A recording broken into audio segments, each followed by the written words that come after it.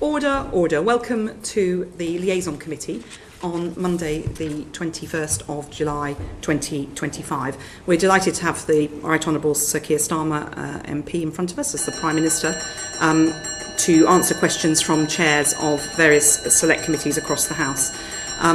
Prime Minister, as usual, you would expect us to be on top of our brief. We know that you're on top of your brief, so we don't need the background to every answer. I'm sure you'll just answer the questions that we're asking, and if not, we'll chivvy you along. But I wanted just to start with you seeing what reflections you've got. You've been in post for a year now, and I wondered if you could give us a quick vignette, a picture of what you think the UK, what you want the UK to look like in 3 years' time after the first term or so of your premiership. I want people to feel better off. And there has to be a central focus on living standards. I want them to feel, as they will, that the health service is working much better, is there for them and their families in a way that it hasn't been for many years.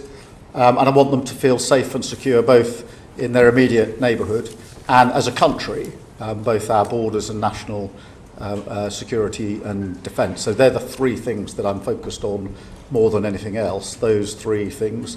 I want them to feel that we've cleared up the mess that we inherited after the election. It was a huge mess because we had a broken economy and broken public services, and that we're on the road to rebuilding the country. Okay, thank you. And what about child poverty? What would you like to see as progress on that? Well, I mean, poverty and tackling poverty and breaking down barriers has to be central to everything that we do. People will not feel better off or safe and secure if we haven't tackled poverty. But I'm very clear in my own mind that we must tackle poverty by putting in the support that is needed, but also break down the barriers to opportunity, because otherwise we won't fix the very deep and complex causes of poverty, and that's why it's central to what we are doing. And it's not a one department issue, it's across all departments because it is so complicated and deep rooted. But it's got to be more than just support to deal with poverty as it is today, but also to put in place the measures to ensure that people can get out of poverty and stay out of poverty. And that's why, broadly speaking, the strategy we've adopted has four limbs to it. The first is to increase income, the money coming into people's pockets, if you like, into their household. To decrease costs to them, to strengthen the local support they have, particularly back into work, but in other ways, and to boost financial resilience. And I'm very proud of the fact that the last Labour government drove down poverty, and I'm determined this government's going to as well. Okay, you talked then about working across departments. You've obviously got the missions that you're working towards. What are you personally doing from the centre in number 10 to make sure that those departments work together? Because sometimes in Whitehall you can pull one lever somewhere and it doesn't have the desired effect. It can actually have a perverse outcome. So how are you going to make sure you're stitching those issues together? Well, the first thing is to make it absolutely clear this matters to me, and matters to number 10 is one of the central things that I want to drive, and that our priorities are the three that I set out earlier on. 2, to put in place the cross-departmental working, which is often the most difficult bit. And then to set up the relevant task force for child poverty. Obviously, we've set up a designated task force to look specifically at child poverty, to devise our strategy, and that reports in, so I have oversight of that, so that everybody can see it's a number 10 Prime Minister priority in what we're doing. And it would be your aim to see child poverty reduced by the end of the Parliament? Oh, yes. Thank you. Yes, as I say, the last Labour government got child poverty down, and I want to get child poverty down. Thank you. Florence Eshalomi MP. Thank you, Chair. Thank you, Prime Minister. You mentioned that child poverty is central to that. For every child to be lifted out of poverty, Prime Minister, will you agree that they need to live in a safe, warm, secure home? Remember the tragic case of Awab Ishaq, the 2-year-old that died in Rochdale in, frankly, unsuitable, uninhabitable conditions of damp and mould. And it's welcome that the new government has set its priority on tackling this issue. Prime Minister, when this new regulation is highlighted and brought in later this year, are you confident that this legislation on tackling damp and mould will be enforceable? Yes, I think firstly it's really important, and thank you for highlighting it, because it was a terrible case that in this country, in these times, anybody could die in those circumstances. So that's why we made the pledge to put it into law. We've put it into law, and we will. I don't think we can simply say that that law on its own will do all the work that is needed. That is why we've strengthened what we've put in place for standards in housing across the board, including checks on landlords to do things like electricity safety checks as well. So yes, I'm confident that it's the right law. Yes, I think it is enforceable and will be enforced. But I don't think in any of these fields to do with either housing or poverty, there's one silver bullet that solves all the problems. Because one of the issues, Prime Minister, you may be aware, is that a number of landlords, including local authorities, are saying that they're struggling in terms of the funding and enforcement to carry out those necessary checks. We've heard that the courts, we know that there's a backlog in the courts in terms of residents bringing forward those cases. So just coming back to that enforceability, Prime Minister, as a lawyer, you know, for anything to be enforceable, it has to have the right protection around it. So just wanting to know if there's been discussions in that interdepartmental discussions to make sure that these cases are escalated when tenants bring them before the courts. Yes, there have been. And one of the ways in which I've set up the work of government is to have key ministers on key commitments reporting in to me for a stocktake on a regular basis, where we go through progress, what measures are in place, etc. And housing, as you would expect, is one of those. There are 6 areas where we have these regular stocktakes, and housing is one of them. So the Deputy Prime Minister and her team come into number 10, and we have a session where we go through a number of different issues, but decent standards and housing and enforceability is among them. Okay. You'll recall last time we met, Prime Minister, I asked you about the government's decision to freeze the local housing allowance. And coming back to the issue around child poverty, this is an area which is keeping many children and their families in poverty because they cannot afford the rent. The recent data from the local government association responsible for all councils shows that there's a funding gap of around £7 million over the last 5 years. This is a key area pushing many people more into poverty. So I asked you again, Prime Minister, do you think that that was the right decision from a government that's ambitious on tackling child poverty? Look, I think I defend the decisions we've made. Obviously, we head into the autumn. We will get to another budget. There'll be a chance to look again across the board. But we certainly made the right decision first time around. I think I'd also emphasise something I touched on last time, which is in the end, with housing, we need to build and make available more housing across the board. There simply isn't enough, and that but means the starts, Prime up. Minister, you may have seen are quite low. We're not building those houses quickly enough, and we will see more people and more children in poverty. We can't build our way out of this crisis. So in the interim, what more can the government do to help alleviate that poverty? Well, that families as I say, facing? there'll be a child poverty strategy which we're setting out in the autumn. We will go into the budget in the autumn as well, and alleviating poverty is a priority of mine. I do think that we need to build more, though, and we have to build more because we've had a problem for many years of not building enough social and affordable housing in this country. And until we crack that problem, we will never be able to get to the fundamental roots of the failures here. And that's why, on that issue in particular, I'm pressing the Deputy Prime Minister very hard.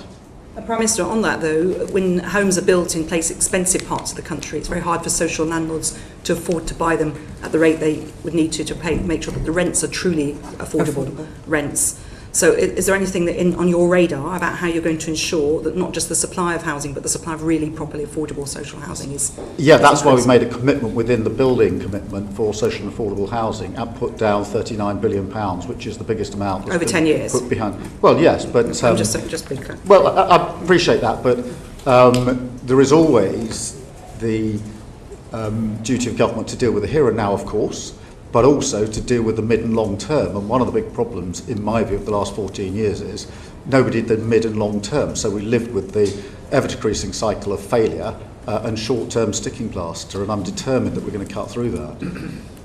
Thank you, Chair. Thank you. So Geoffrey Clifton-Brown. Good afternoon, Prime Minister. Good afternoon. Just following on from Florence's last question on local housing allowance. Some 45% of households now face a shortfall between the local housing allowance they receive and the rent they pay. Some local authorities top this up, and that's costing them in aggregate £204 million. But when we did a study, the PAC did a study on this way back in January, your officials at DWP could not tell us what effect the freezing of these local housing allowances would have on increased homelessness, because there must be an effect. Well, I hope that since then they've provided you with a letter or some further evidence. If they haven't, I shall make sure I do after this session. But in relation to homelessness, that is also an initiative led by the Deputy Prime Minister. It's one of the priorities that I've given her, and we have put a lot of money, so £950 million, into more temporary accommodation. That's money straight into local authorities, because often it's a lack of temporary accommodation that is one of the causes of the problem. And overall, we're investing £1 billion in reducing homelessness, and that involves a lot of preventative work. So there is a central focus on homelessness, quite a lot of money being put behind it, but particularly focus on this question of temporary accommodation available to local authorities. So if I could just stick with homelessness a minute. We discovered that the cladding remediation levy was sucking up so much of developers' funds that the affordable housing starts in London last year, from a fairly low base, I accept, dropped by 90%. Yeah. That surely is not going to help either the people who are made homeless or your overall effort to reduce poverty, is it? No, and we need to drive that up, and that's a problem we've identified and are working on. Obviously, we've got to do the necessary work on cladding. That's got to be financed, but you're absolutely right that we need to turn that number around and drive it up. And so the Deputy Prime Minister is across all these issues of housing. So one of the hardest things I found in our inquiry was that at June 24, almost 6,000 households with children were being housed in bed and breakfasts, of which almost 4,000 were over the 6-week limit. I just ask you, Prime Minister, to imagine what it's like living B&B with children, especially over when you're having to get out probably at 9 o'clock in the morning and not come back till 6 o'clock in the evening. It must be pretty hard. And of that, so we found that 39,000 households were living in occupying temporary accommodation outside their normal home area. So there will be people living over the 6-week limit with B&Bs, with children, outside their area, trying to struggle to get to schools or work or whatever it is they have to do.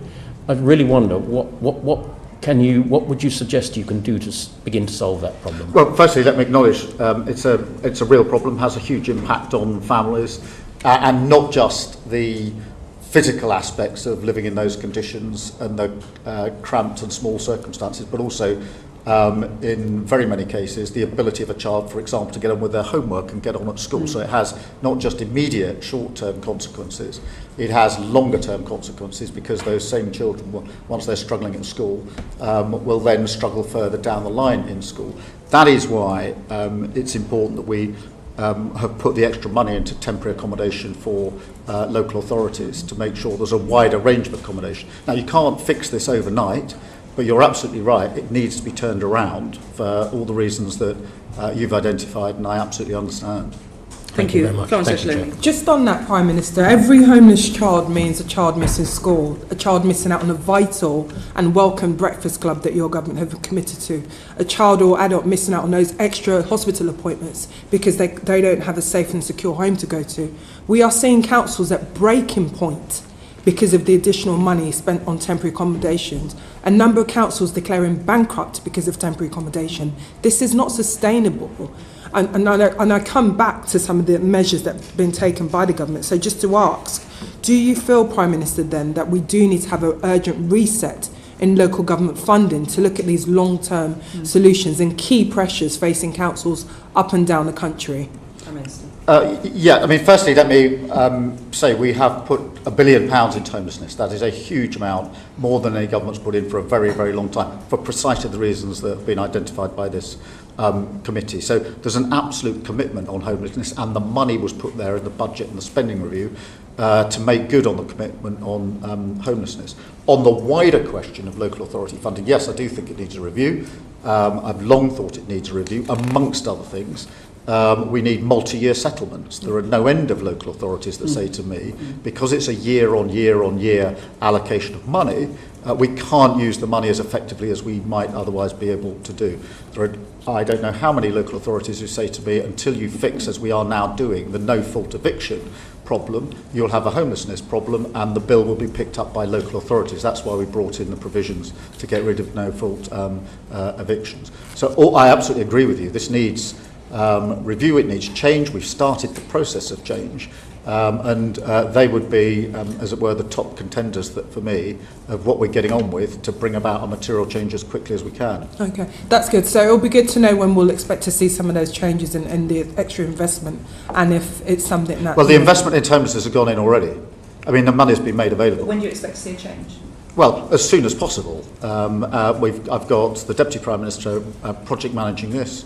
We're looking across the numbers, we're getting the money to where it needs to be, but the financial commitment and the political commitment are in place, and the Deputy Prime Minister is pretty focused. I mean, it matters hugely to her, it matters hugely to me, and therefore we're driving it through central government. I talked earlier about your vision in 3 years. I mean, you're saying in 3 years, in the next year, you'll see a difference. When do you think we'll see the actual difference on the ground? Because in homelessness or living standards more generally? Well, on this particular issue, on housing and home and temporary accommodation. Oh, I want the money going into temporary accommodation, I want to see having immediate effect. In other words, more accommodation available. Now, obviously, it'll take some time to get it into place.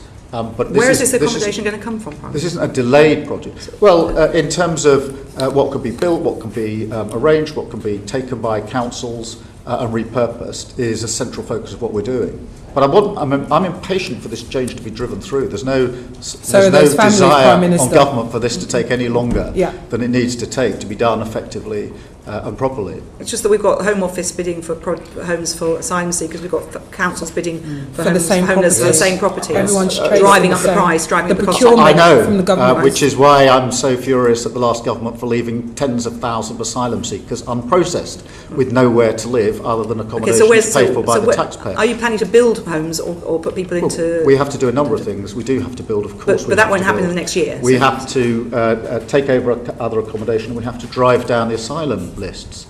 There is just a big pinpoint before.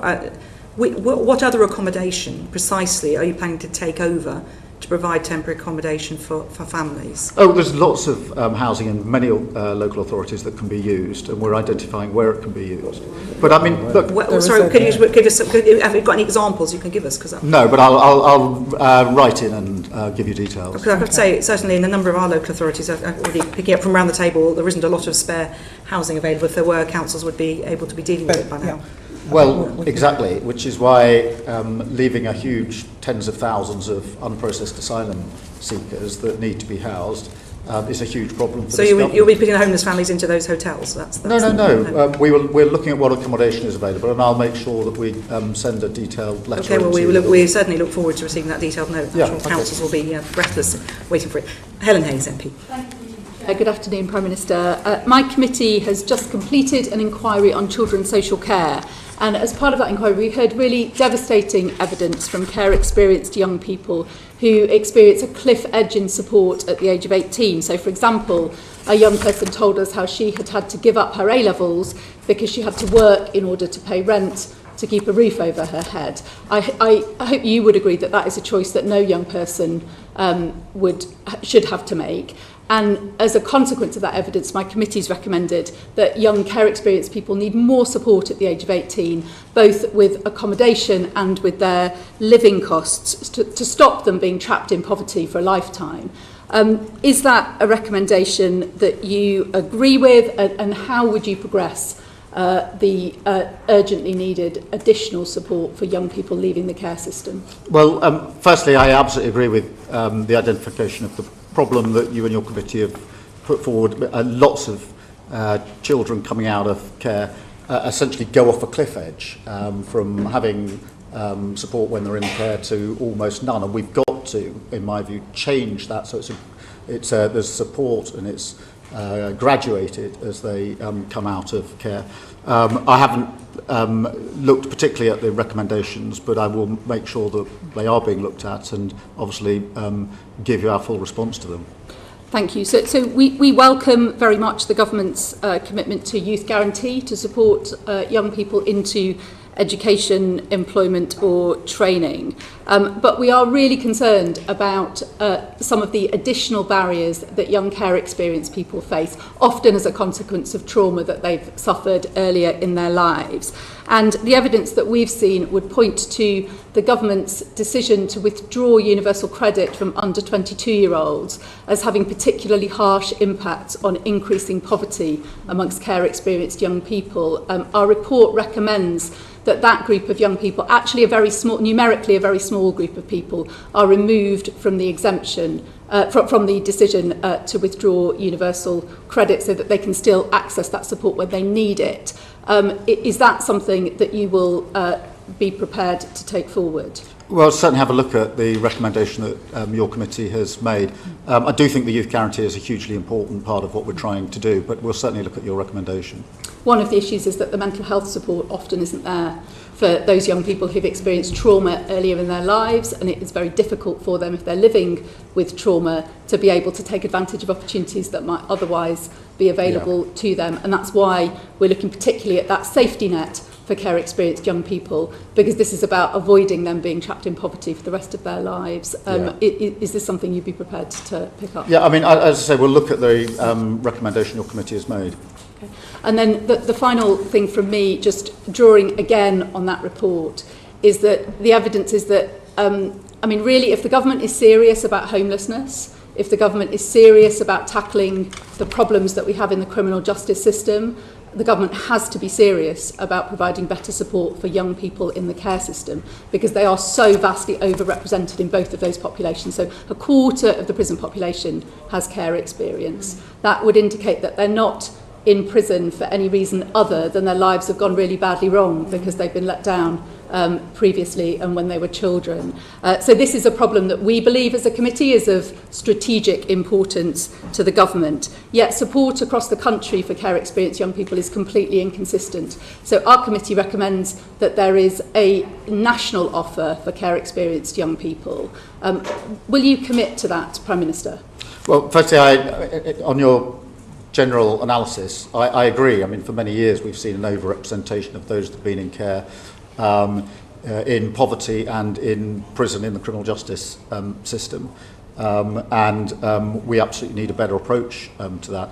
Whether a completely national approach is right or wrong, I don't know. I'll certainly have a look again at what your committee has said about this and make the relevant inquiries. But we do have to improve the chances and opportunities for those who've been in care and come out of care. And it starts obviously with what has been a cliff edge for many of them, but then continues with quite deep-rooted problems very often for the rest of their lives.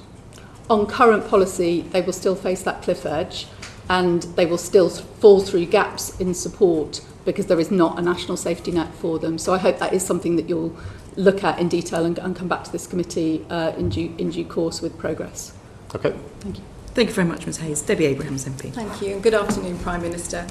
Since you were last before us, Prime Minister, my committee published our interim findings on the Pathways to Work inquiry in May, where we expressed our considerable concerns about the imminent UC and PIP legislation, and particularly in terms of the changes in eligibility of these benefits, with the potential of pushing 250,000 disabled people into poverty.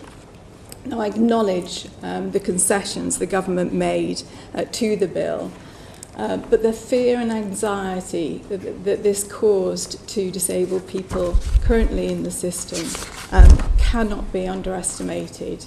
I just wondered what you'd like to say to them now and what you will be doing differently in the future.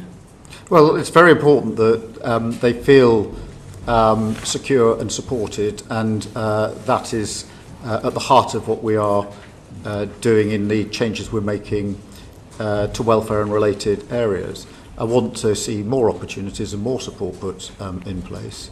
And some of that will come from the state, some of it can come from employers. I'm absolutely clear in my own mind there's more that employers could do and the state can help them to do to encourage those with disabilities to come into work and to retain if they are in work. And I've seen good examples of that myself, as no doubt you have. but not enough across the country. So we need to do more. Thank you. Well, on that very point, you'll be aware that there is still projections that your government has put forward that estimate 50,000 newly disabled people in April next year will be pushed into poverty because of the reduction in the UC health element of the bill. Now, you mentioned about getting more disabled people into work. Charlie Mayfield, who, as you know, is doing the Keep Britain Working review, not to be published until later this autumn, Prime Minister, has said it will take several years before the labour market changes in order to allow more people to be employed, disabled people to be employed, but also to retain disabled people. So my question to you is, several years, 8 months, what are we going to do to mitigate against the potential pushing of another 50,000 people, disabled people, newly disabled people, and their families into poverty? Well, I think the Mayfield report is coming in the autumn with the final recommendations, so we obviously need to look at that piece of work, and that is focused, as you know, on what employers can do. I don't accept that everything is going to take years. Some changes do take years, but not all changes take years, and we have to do work in the interim to give that support to those with disabilities. What specifically had you in mind, given that we've had a disability employment gap for, well over 10 years? Well, I think there's a lot of work can be done with employers to encourage them to take on and to retain. That doesn't need primary legislation. I've seen pilot examples of it across the country, which I'd like to see many more of, that have been very, very successful. So, yes, I accept that, if you want to pass legislation, it'll probably take some time. I don't accept that every change that is needed, some of them that I've seen for myself have been quite effective, don't need legislation at all, and I think we can get on with that as quickly as possible. The Mayfield recommendations will be on with us, obviously, later this autumn. Can you give an example, Prime Minister? Yes, I'm aware of the Trailblazers examples, and again, these are pilots and tens of thousands, not the hundreds of thousands that will be affected next April. And I'd just like to point out that in my part of the world, there is one job for a disabled person for every 333 disabled people chasing them. It's slightly different in the south, where there's a more vibrant local economy. It just seems so punitive in that regard. But ultimately, Prime Minister, I just wanted to go back to my first point about doing things differently. This was poor legislation. It was designed to save money for the Treasury by cutting support to sick and disabled people. It was so far removed from Labour values of fairness and social justice, let alone compassion and common decency. I have to say I felt ashamed. So what are the values that will underpin the government in terms of the policy making going forward, so that we avoid the harms, the potential harms and the real harms that people are going to face, disabled people, vulnerable people are going to face? I think this is a really important Labour value. I think the fact that there are nearly 1 million young people out of work, not earning or learning, is a huge challenge for our country. And none of us should be accepting of a system that operates like that. It is broken, it needs to be mended. All the evidence is that if you're on benefits and out of work at that young age, the likelihood of ever getting into good, well-paid, secure employment goes down, down, down for the rest of your life. 1 in 10 working age people out of work and 3 million locked out for health-related reasons. It is no wonder that almost everybody says the system is broken and it's got to be changed. And I'm glad that we've started the process of change. I'm not going to pretend that we got everything right in recent weeks, but we do need to reform the system, and we should take that on as a Labour argument, in my view. Couldn't agree more. Everybody agrees that reform needs to happen. It is a broken system. Reform does not, you mentioned right at the beginning in your introduction, reform does not mean cuts to household incomes of already struggling households. We must do better, Prime Minister. You mentioned about reducing poverty. This had the potential of actually increasing it. I'll leave it there. Thank you. Thank you, Ms Abrams. Sir Geoffrey Clifton-Brown. Hello again, Prime Minister. It seems that we have, as Debbie Abrahams was saying, a long-term trend of unemployment increasing every month. It now stands at 4.7% and 1.67 million people out of work. And therefore, it was perplexing to me, and I hope it might be perplexing to you, that when we did our inquiry on the 2nd of July into job centres, we found that there were 2,100 fewer work coaches than there had been the year before. Now, I accept that the DWP have had difficulty recruiting them, but given that I'm sure it must be your government stated objective to try and help people back into work wherever possible, and job coaches play a key part in that, it was surprising to find that not only was there fewer job coaches, their initial interview time had been cut from 50 to 30 minutes, with proposals to cut them even further. Now that means the moment the work coach gets into a room with a jobless person, they've got to establish who they are, get all their data, their criteria, their skills, their wishes, how they would get back into work, all in half an hour, which if it had been previously deemed that it was necessary to have 50 minutes, I don't see how quite that could be done in 30 minutes. And when we questioned DWP on this, they told us this was based on data from their own employees dating back to 2015 to 18. They had not done any surveys on the people trying to get back into work themselves. This really does seem peculiar. And we do know that the interwork rate declined from 9.7 in 2021 to 8.2 in 23-4. And I imagine it will decline again this year with the lack of these job coaches.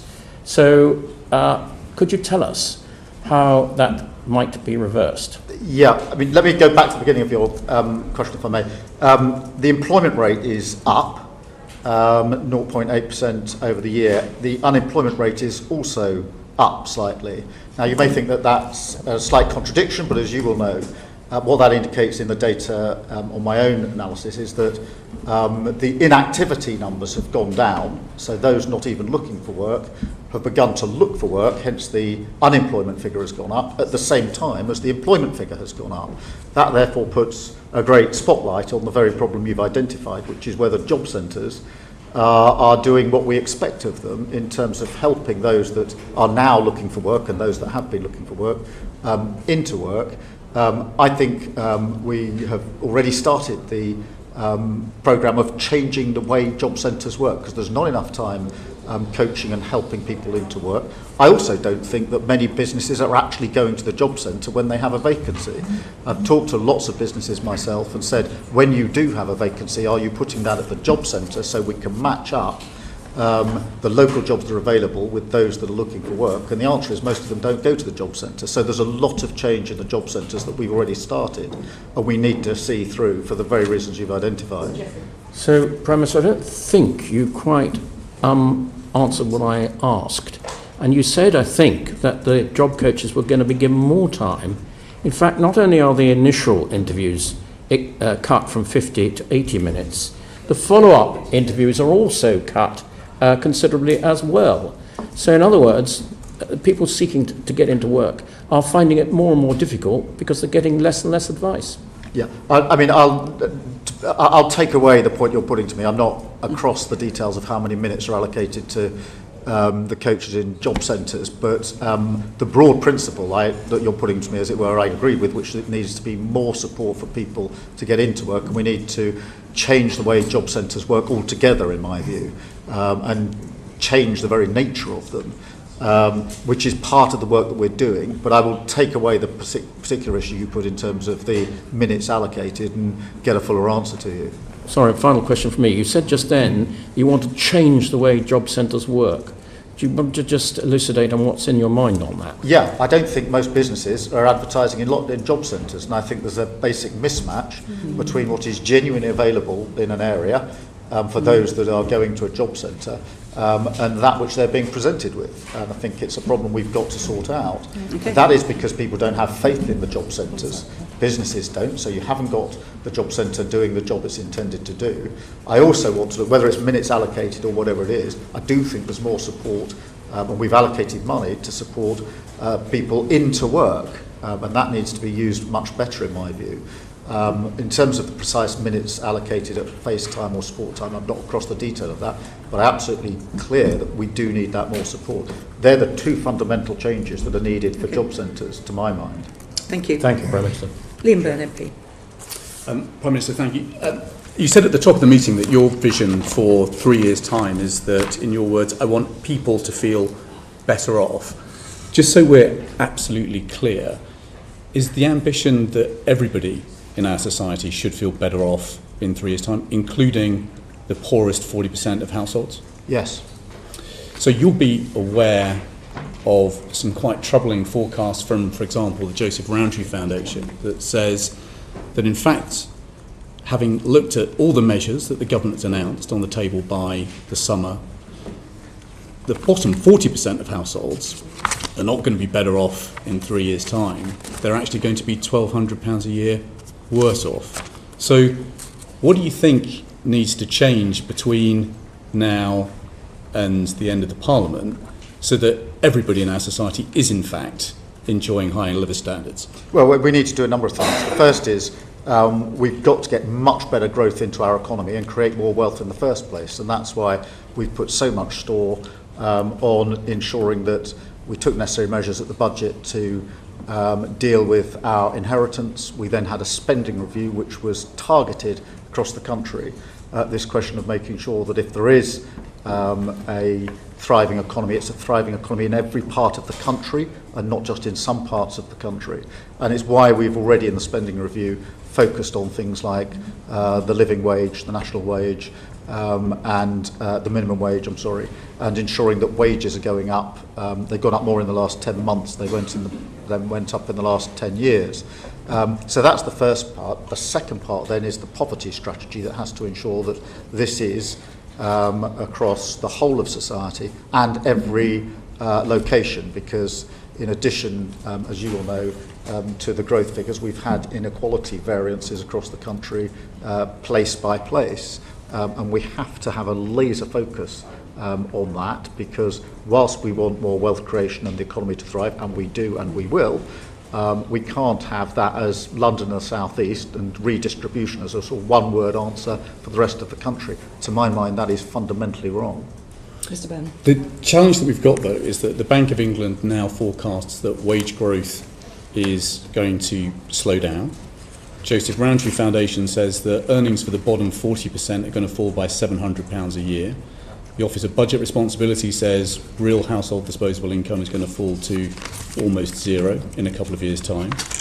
Resolution Foundation says that the freeze on tax thresholds means that the real wage growth for the poorest will get obliterated. We've got council tax going up by 5%, food going up 4.5%, we've got energy bills up 10%, water bills up 26%, and Joseph Rowntree Foundation says that for those coming off fixed-term mortgages, they're going to be paying on average £1,400 a year extra by the end of this Parliament. Similarly, poor picture and outlook for renters. So we've got taxes and bills that are rising faster than wages. So the question remains, what else do you think is needed over the next year or two so that everybody is enjoying higher living standards by the time of the next election? Well, if I just concentrate on two aspects of that. Firstly, the income side and then the cost side. On the income side, obviously, we have already pulled the lever of increasing minimum wages, which is on average of, I think, about £1,400 extra into everybody in effectively 3 million of the lowest lowest paid, above inflation increases for standard rates of universal credit. And then on the other flip side, if you like, free childcare is coming on stream from this September across the board from 9 months through to school starting age. Free school meals are being rolled out, breakfast clubs are being rolled out, limits on what you have to pay on school uniforms, and warm homes discount is £150 per household. That's gone from 3 million to 6 million households for this winter. So I do think there are things that government has done and will continue to do But in the end, the central focus has to be on creating more wealth and making sure that we have a growing and thriving economy. That's been the single biggest failure of the last 14 years, which is we haven't had an economy that has grown in any significant way. These are all important steps forward, but having reviewed everything that you've just announced, the Resolution Foundation said that the poorest half of households, by the time of their next election, will still be £200 poorer than they were last year. So, the question remains, over and above what you've announced, what else do you think is needed in order that everybody in our society is enjoying high living standards in a couple of years' time? I think we need a central poverty strategy, and we're putting that around the child poverty strategy, which we're rolling out in the autumn. But you could cut people's taxes. I mean, if we taxed investment income in the way that we do work, if we tweaked up capital gains tax so that it was fairer, there would be enough money to deal with the fiscal pressures that we forecast and deliver a big, bold working class tax cut, just as they delivered in Australia. Surely that should be an idea that remains on the table going into the budget. Well, I'm not going to be tempted to start speculating on what might or might not be in the budget. It's going to come in the autumn. We will get the forecasts.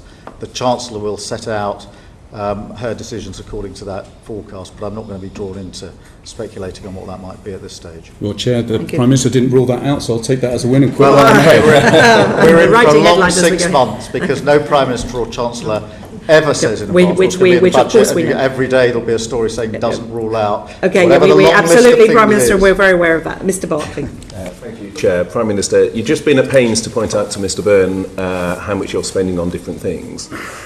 In May, the government had the second highest borrowing since records began, with only peak COVID in May 2020 being higher. Sorry, I missed the middle word there, Steve. I'm so sorry. In May, your government borrowed the second highest amount since records began, £17.7 billion you borrowed just in the month of May, and only peak COVID in May 2020 was higher. Do you expect borrowing this year to be higher or in line with forecast at the budget? Oh, in line with forecasts, and there have been monthly fluctuations, usually for global reasons, as you'll have seen in a number of other countries. But we have also obviously got our overarching fiscal rules in place, which are ironclad, one of them relating to borrowing as a proportion of debt. So tomorrow we will get both the June figure but also the figure for your first year in government of how much you've borrowed. You're expecting that to be in line with what was set out in the budget? Well, I'll see what the figures are tomorrow, and there have been, I think every month this year there have been fluctuations, broadly driven, and I think generally accepted as driven, by events that are happening globally, almost capable of being tracked to them day by day. But I want to be in line with the forecasts. We've got the fiscal rules in place to ensure that we are in line with the forecasts. Well, the spending decisions you've been talking about weren't global factors, they're national decisions. At the spring statement, the OBR found that there was a £14 billion deterioration in the fiscal forecast, the fiscal outlook from between the budget and the spring statement. Industry analysts are predicting a similar amount of deterioration ahead of the budget. Again, is that something that you would reject? Well, my experience so far has been of different predictions almost on a weekly basis as we get into the final stages of the budget, which is why I think it's important to see them over a slightly longer term and see what precisely those forecasts are when we get to the autumn. And I don't say that frivolously. I was very concerned only a few weeks ago when the conflict in the Middle East looked like it was going to escalate rather than de-escalate. I was very concerned about the impact that would have on oil prices and on our economy as a result. And therefore, I do think it's important for us to see this over a slightly longer term. We're tracking it, as you'd people imagine, would accept very, the very slight closely. variations. What I'm trying to tease out is whether there's a trend, and you're rejecting, for example, pretty widely accepted industry analysts that there's an expected further deterioration. For example, ING had predicted a further 14 billion. You're saying that's quite wide of the mark. Well, let's see what the OBR's forecasts are in the autumn. Right. As I say, my experience is that those forecasts change on a pretty regular basis, often according to external factors, and trying to guess now what the forecast might be in the autumn is fraught with all sorts of difficulties. Fine. In terms of consistency then, given other things change, is it reasonable to say, with regard to the fiscal headroom that you set out, that as a point of principle, you feel that there should be a reasonable amount of fiscal headroom? Yes. And you took measures to restore the headroom in the spring statement. Was Yes. that because the fiscal headroom you put in place at the budget was too insufficient? No, I don't think so. I'd gently point out that the fiscal headroom we put in the budget was considerably more than the last government put in their last budget by some measure. But then there was a lot of fluctuation in the early part of this year, particularly with conflicts in different parts of the world, but also with the immediate after effects of the tariff decisions that were being taken, for example, in America, had an impact. And it was right, in my view and the Chancellor's view, that we retained the fiscal headroom. Okay, so even though the headroom at the budget was insufficient and you, in my view, rightly took measures at the spring statement to restore it, the OECD are wrong when they said last month, again, pointing to how thin the fiscal headroom is.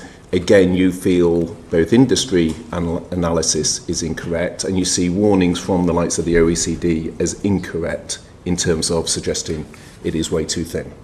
No, I'm not saying they're incorrect. I'm just saying I think it's important for us to look at it in the round and over the slightly longer period. I do think it's important to have that headroom, which is why we put it in the budget last autumn, and why in the spring statement we took the duty to put that headroom back in, which is what we did. The OBR found that of 21 forecasts that they have done since 2010, all but one of those was overly optimistic. Are you confident that the OBR forecast done at the budget will not be over-optimistic this time? Well, I don't know. I mean, look, that's a matter for the OBR. They make the forecast. They're there for a purpose. And we obviously take what forecast they put in place and act accordingly. Okay, what I'm interested in is decisions you have taken, for example, on welfare, where the IFS, I think, put the figure to over 3 billion, on winter fuel, where your own government figures put the cost as an additional 1 billion. There will be known pressures from decisions you have taken, which will be coming in the forthcoming budget. And what I'm interested in is the trend of a fiscal headroom which was insufficient, and you've already had to take measures to restore it. Warnings of that and warnings from industry. And again, without getting into writing a budget ahead of October, I'm interested in the trends and whether you're concerned. No, I mean, I am, Stephen. You've been in this position preparing for budgets, and you will know the experience, which is that there are forecasts that, as you lead into a budget, begin in the end come on a weekly basis and fluctuate week to week, literally, and therefore. My experience of the budget and the spring statement is to focus intensely on the forecasts when we get them and prepare for them now according to our fiscal rules, which is what we're doing. Well, you would accept that the size of gap we're talking about is more than mere fluctuations? Well,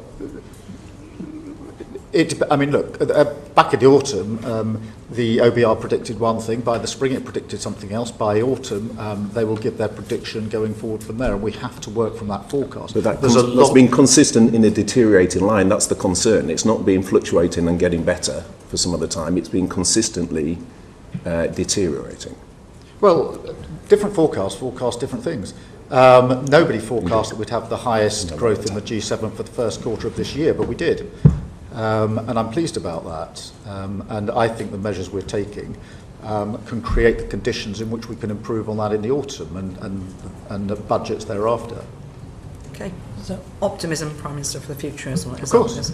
Okay, thank you very much. Dame Caroline Dinage. Thank you very much. Good afternoon, Prime Minister. 86% of charities say that they are seeing an increased demand for their services. Meanwhile, fewer people and fewer corporations are actually donating to charity, and their overheads are going up. What's your government going to do to support charities? Well, it is important. I think over half of the charities have been exempted from the national insurance rises. We are looking at what we can do on sort of business rates, etc., for charities and put in the support that they need. That's it. Well, there's probably other things as well, and I'll write to you with further stuff. I mean, you say that half of charities have been exempted from the national insurance contributions, but there are 44,000 registered charities that have an income over £100,000, and the National Council for Voluntary Organisations reckons that the next increase is going to put their payments at 1.4 billion. You know, these are the organisations that you said when you came into this room, you said tackling poverty is central to everything we do. These are the organisations that are doing just that in our constituencies. They're tackling poverty on the ground, they're feeding people, they're running hospices. Your next hike is one of the causes of the decline. 30% of them say they're cutting staff. Isn't it time to offer just a blanket carve out to charities? No, I don't think it is. But in terms of the point you make about charities in all of our constituencies working hard in these areas, I completely accept that. And one of the things that we launched last Thursday was the Civil Society Covenant, where we got many, many thousands of charities together and did what we promised in opposition, which was to bring the government and the charities together in a partnership through that covenant and demonstrate to them the sort of work that we can do together. I have to say, they felt that that was the first time it had ever happened with a government prepared to work with charities in that way. It was a very good thing, very, very well received, and an example, to my mind, of the sort of partnership working we're going to have in this country. We're going to bring around the change that we need to bring about in the speed we've got available, because we have to always remember we inherited both a broken economy plus broken public services. No government's inherited that combination for decades upon decades and decades and decades, and that's a very difficult working environment. But you're now attempting to break our charities. I mean, just this month, Marie Curie Hospice in Liverpool closed their inpatient unit permanently. Your civil society covenant won't put charities on a good financial footing by itself. You need to offer them a carve-out for this national insurance rise. I mean, quite simply, it is breaking them. 30% of them say they're cutting staff. Only 50% of them now feel positive about the future, Prime Minister. Can't you do something? Well, it is important just to bear in mind why we had to do what we did on national insurance. We looked through the books and we found £22 billion missing. And we had to do something about it because that's a serious problem. But you can't do that on the back. We addressed that at the budget. At the same time, we used the money from that NICS increase to invest hugely in our NHS. Hence, we promised 2 million extra appointments in the first year of Labour government. We've done 4.5 million. That takes the pressure off many charities. I want to talk about charities, and you're basically balancing the book on the back of things like children's hospices. Can I also talk about... No, we're clearing up the mess of the last government. On the back of children's hospices. Charities also depend upon individuals giving generously. Do you know which is the most generous constituency in the country? No. In Sheffield Hallam, 1.9% of income of the average. Congratulations to Sheffield Hallam. I know, great, right? Do you know which are the least three generous? The least three generous are Kensington and Bayswater, Chelsea and Fulham, and Holborn and St Pancras, Prime Minister, each at around about 0.5% of their income, about half of the average of the country as a whole. Now, we know that you and your colleagues aren't adverse to being on the receiving end of a little bit of philanthropic giving. How would you persuade people in wealthy areas like yours just to dig a bit deeper? That's the first time I've been presented with those figures, but clearly in Holborn and St Pancras and other places we need to up our game, and we will do so. So have you got a plan to promote philanthropy? Well, the first I hadn't seen that readout of figures by constituency before. Not just in your constituency, across the country. What can we do to encourage corporations and individuals just to support charities a bit more? I think we should do everything we can to get them to support charities and individuals. Like what? Everything we can, like what? Well, we'll go to Sheffield Hallam and we will find out what's happening there that clearly isn't happening in Holborn and St Pancras, and take it away as a learning experience. Is this something your civil society covenant might be looking at? Yes. I think one of the most important things is how government works with charities supporting what they do. We've had examples of charities rolling out particular initiatives that they've brought to us. So one of them was the Macmillan initiative on giving people guided support to the charities that they might need if they're diagnosed in that particular case with cancer, but with other diagnoses. They did that as a local plan. We've taken that now as a nationally rolled out plan, working with those charities. Very, very good. And that's an example of Excellent. the Good government example. working together. Can I move you on to the BBC? Because that's a bit of a regressive tax in itself, the licence fee. What's your view on how it might be reformed? And also, we were promised the BBC Charter review at the beginning of the year. What's holding it up? Well, we're going through the review, and it'll obviously come to its conclusion. We keep an open mind about what we need to do with the licence fee, but we are working closely with the BBC. We're going through that review. Will we see the consultation paper on the BBC Charter review before October? I don't know off the top of my head, but I'll certainly write to you and let you know. Well, in December we were told it would be early in the new year. A fortnight we were told it would be later this year. So I will try and get a more accurate date for you. Do you know what's holding it up? No, I'll try and get you a more accurate date. Okay. Okay, thank you very much, Dame Caroline. Ruth Cadbury MP. Thank you. Good afternoon, Prime Minister.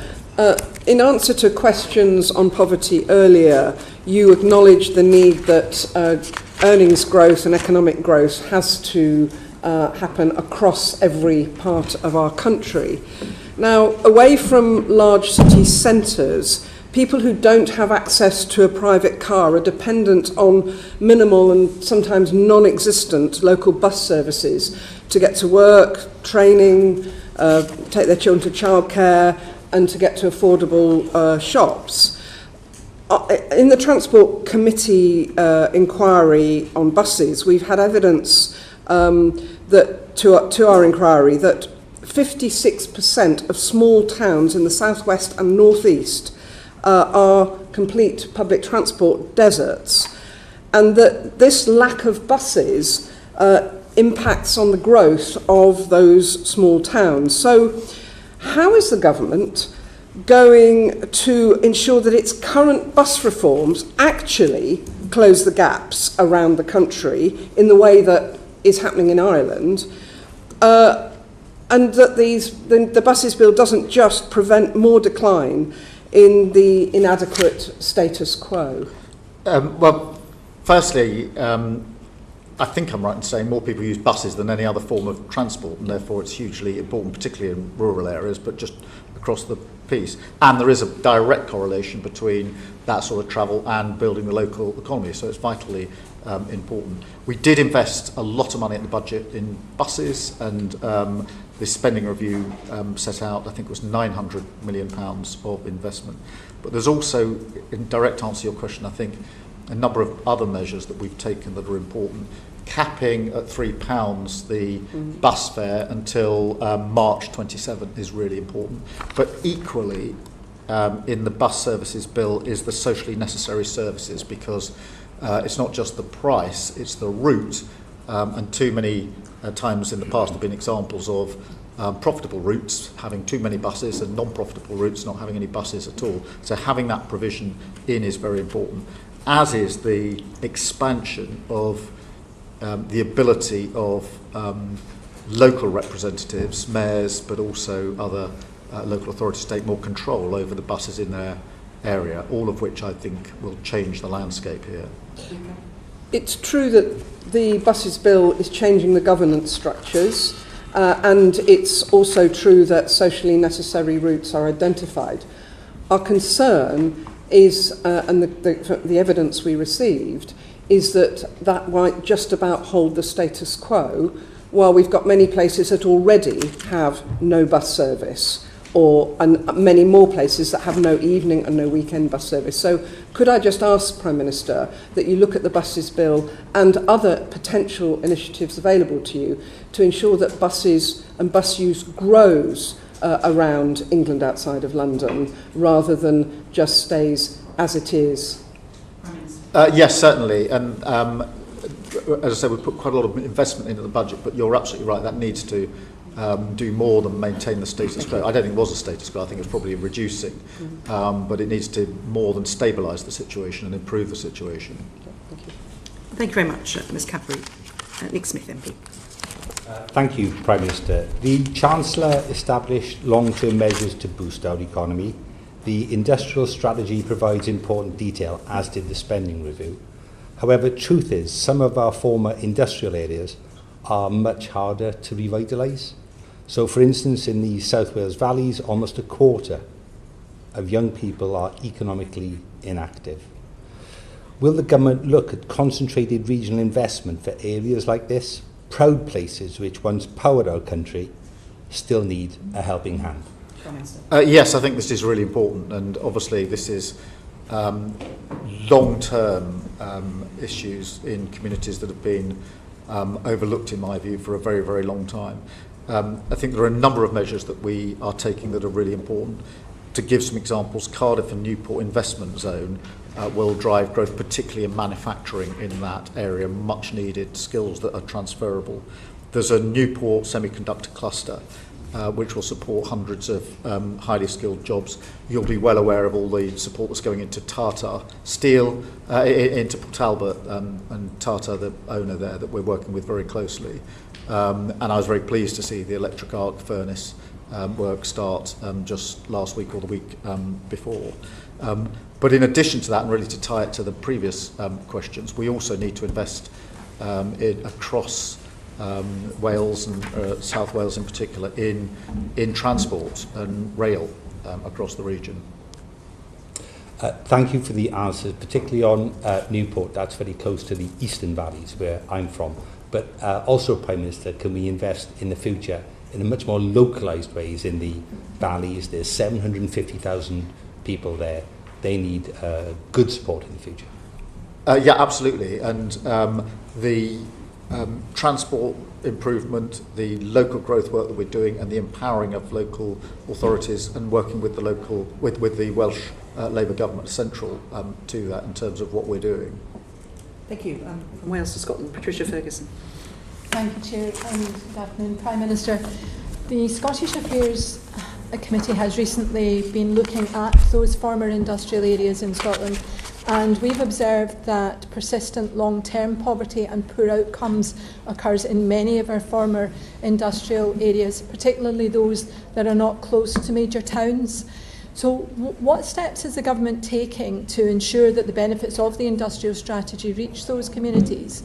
And what work are you doing with the Scottish Government? But also, what is the role of the Scotland Office in helping to deliver those outcomes that we want to see? Some of the levers to deal with poverty are obviously devolved, some are not. The ones that aren't, we can operate and pull, and we will. So that's your minimum wage, the changes to universal credit, employment rights bill, and some of the other schemes like warm homes. So there are things I think directly the government can do. We, at the budget last year, set out the biggest devolution settlement for Scotland, best part of £50 billion per year. So there is the money there for the Scottish Government to get on and take some of the other necessary measures, and I'm not convinced that they're doing so. Our job, notwithstanding our political differences, to work with the Scottish Government to deliver, particularly on good, well-paid jobs in areas that need them. That we are doing. One of the first things I did as Prime Minister was to go to Scotland, in fact, the very first visit within days, to say to the First Minister that notwithstanding our political differences, I saw my job to be delivering for Scotland, and therefore we'd work with him and his government wherever we could. Nick Smith, MP. Hello again, Prime Minister. The best way out of poverty is a good job. In recent years, there's been a cyber security course in Ebervale. Cyber attacks on Marks and Spencer highlight how crucial this sector is. Archie Norman from M&S outlined the enormous surface attack which companies face, often after outsourcing and offshoring of cyber security. So could you consider how the government and the private sector might collaborate on this to expand technology and cyber security jobs here in the UK? This could reduce our tech risk and be a pipeline for jobs for younger people for the future. Yes, firstly, I think it's a really important issue because there are very many more cyber attacks than most people appreciate, and there are serious security risks. Marks and Spencer is an example, or plenty of others.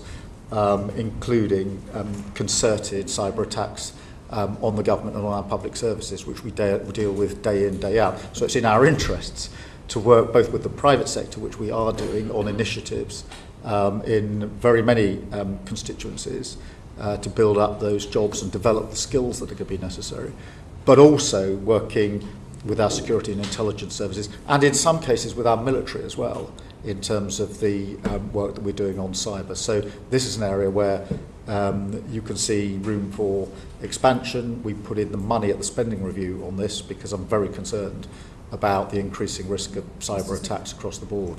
Mr. Smith. Just to emphasise, however, this issue of outsourcing and offshoring of cybersecurity, if you could please go back to the private sector about that, I think that will help a lot across our country. Yes, I'll do Prime that. Minister, are you specifically looking at any, promoting any training in places like the Welsh Valleys in order to promote cyber training for young people to help build skills in those areas Mr. Smith's highlighted? Yes, there are initiatives in... Have you got any specifics you can give? It would appreciate you may not have that. I know there are, but what I'll do is I'll make sure they're available to the committee. Thank you. Patricia Ferguson. Thank you again, Prime Minister. Many of the communities we're talking about in both Scotland and in Wales have had difficulties now for quite some time. This is not a new problem. These are obviously very hard to reach communities in that sense, but many of them actually possess quite high levels of manufacturing skills that we could use in the to promote the industrial strategy. So I just wonder if there are any specific things that we can point to that would help these communities to get out of this difficulty, because as I mentioned earlier, the problem seems to be particularly acute for those communities that are not close to a larger town where they can feed off what's happening there and where they have transport links that they can access to. Yeah, I think local growth plans are part of the answer to that. I think making sure we retain the skills and the jobs in the places we've got them is hugely important. Two examples of that. Grangemouth is an area where we put quite a significant government amount of money behind it recently. Grangemouth, it seems to me, I mean, there's a problem obviously with the winding down of the refinery at Grangemouth, but it is a huge opportunity in terms of the potential of Grangemouth, and therefore for that community and many, many communities around it, I see it as a huge opportunity. I think we've got 10 strands of work going on there to identify the best possible way forward for Grangemouth, which we shouldn't see as some sort of charity case. It is an incredible opportunity in Scotland. Equally, the work around Aberdeen as we transition from oil and gas to renewables, the potential there is huge for using the same pipework for carbon capture as is currently used for going the other way, if you like, and the same skills and the same workforce for decades to come. So I think there is huge potential in Scotland if we get this right. I would also add that thanks to our India trade deal, most whisky distillers in Scotland are saying to me they're now going to struggle to produce enough whisky to export. It's a problem they are absolutely loving, but it just shows how the trade deal has direct impact on that issue in Scotland in particular. Ms Ferguson. Interestingly, many of the whisky distilleries will also tell you that they have the problem of being able to provide housing for their employees, but perhaps we don't want to go to that one at the moment.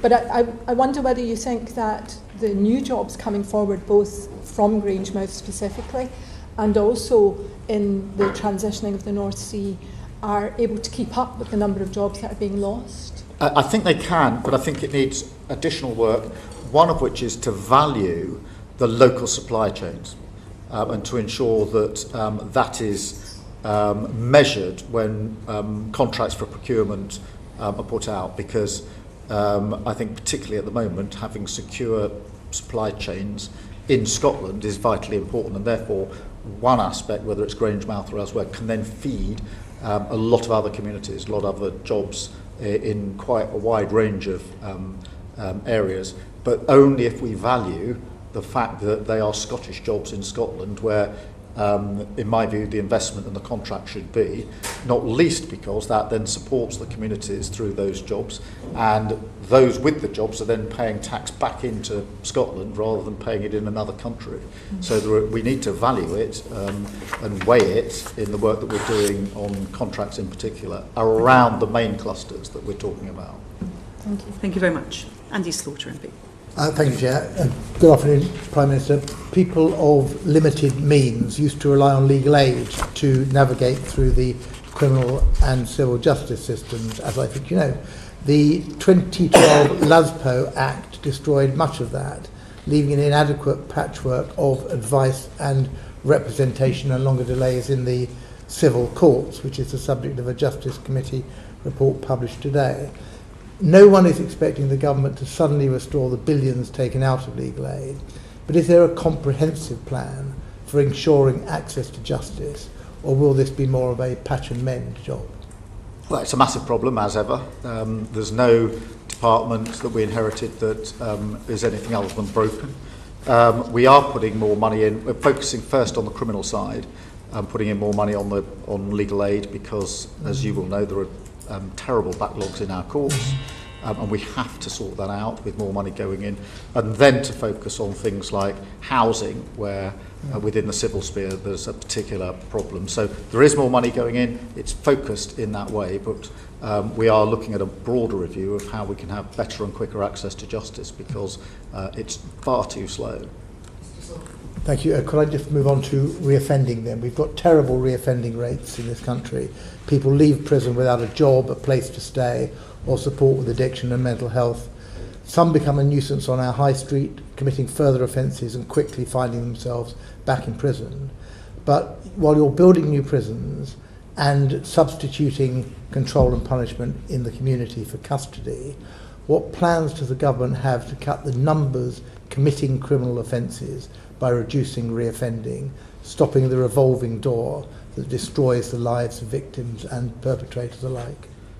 The first thing is more mental health and substance abuse support in prison whilst people are in prison, which we're putting in and does make a difference.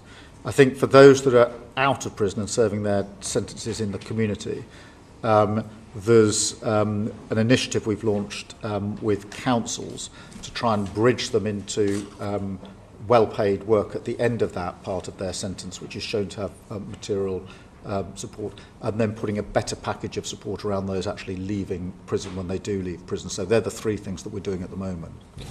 Thank you. Thank you very much. And we're now going to move on to discussing some of the international issues that you've been dealing with, Prime Minister.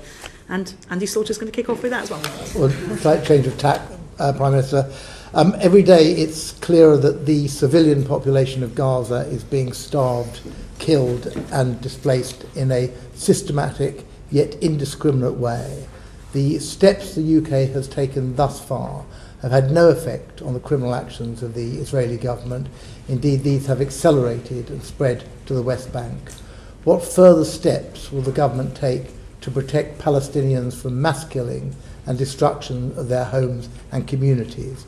And will these include recognition of Palestine as a state and acting on our obligations under the ICJ advisory opinion? Firstly, we need, in direct answer to the first part of your question, we need a ceasefire, and we need it straight away, because that will create the space for the remaining hostages to be released. They've been held for a very, very long time. It will create the space for aid to get in at speed and at volume, which is desperately needed. And equally importantly, create the space for a political process, which to my mind is the only long-term way to get a sustained peace in Gaza, and we mustn't forget what's happening in the West Bank as well. I do think, in answer to the second part of your question, that it is important that all countries, including ours, play a leading part in bringing about the peaceful settlement that we want. And obviously, on the question of recognition, we are, and have been for a long time, committed to that as part of the process, as a contribution to the peace process at a time most conducive to the prospects of peace. We are working with others on how we get from where we are now to a two-state solution, which is the only viable option to my mind. And I think that we need to use the coming weeks to push further on credible plans for the next phase of Gaza. If we get to a ceasefire, we need to push past that and on to better regionally supported reconstruction efforts and supporting of the Arab plan. And I think we should play a leading part in that. I think, if I may, you began by talking about a ceasefire, which is absolutely right, because that is the sine qua non here. But we hear a lot of words, and there's been another statement, I understand today, a joint statement with 25 countries, but people are asking for action. You must hear that, and certainly the Foreign Secretary hears that every week in the House of Commons, and we have yet to see any steps that have led the Israelis to take action on a ceasefire. Indeed, the opposite is the case. Every morning brings new horrors and new atrocities, new displacements, new deaths of civilians queuing for food in that way. And they're looking to you and to this government to try and provide something which makes that ceasefire happen. What will that be? Firstly, let me be clear, the situation on the ground in Gaza is intolerable on so many levels. We make that absolutely clear in all of our exchanges with Israel and with other countries. Whether that's the deaths for those that are queuing for aid, whether it's the plans to force Palestinians to live in certain areas or excluded from certain areas, they're all intolerable and absolutely wrong in principle. We have taken action, as you know, in terms of sanctions, in terms of what we're doing with arms sales, and we are working hard with allies to ensure we bring about a ceasefire. That is not straightforward, as you will appreciate. It is important that we're working with the Americans on this, as you would expect. But we need to get to that ceasefire to create the conditions for everything else that needs to happen, and we'll continue to do so. It is a really important part of the work that we're doing on a day-to-day basis. We should have responded to the advisory opinion by now. It's over a year since that was issued. Well, I mean, there's a lot in it, and we're working through it, and we will respond in due course. Thank you very much. Dame Emily Thornbury. No one can deny that our relations with the Europeans are a lot better than they were a year ago. It's much warmer. We've had the state visit of Macron. We've had Chancellor Merz and his new treaty. We've got the E3. We've got a European summit that was a great success. So since we're on a roll, what are we going to do next? If we can agree food standards with the Europeans, at the next EU summit, can we agree some others? Can we agree something on medicines or chemicals or anything else, really? Well, firstly, I do think we've made real progress, and I'm pleased that we have. We said we would reset the relations with our partners in Europe, and we've done that through a successful summit in May. And that had 10 strands to it, including an SPS agreement, which will mean lower prices in supermarkets across the country, but also really important work on defence and security. In addition to that, we've led with the French the Coalition of the Willing, which has shown our ability to pull allies together in response to the conflict in Ukraine. And that strong E3 nucleus, if you like, we had, as you say, Chancellor Merz here last week, President Macron the week before, and that core E3 is now much stronger than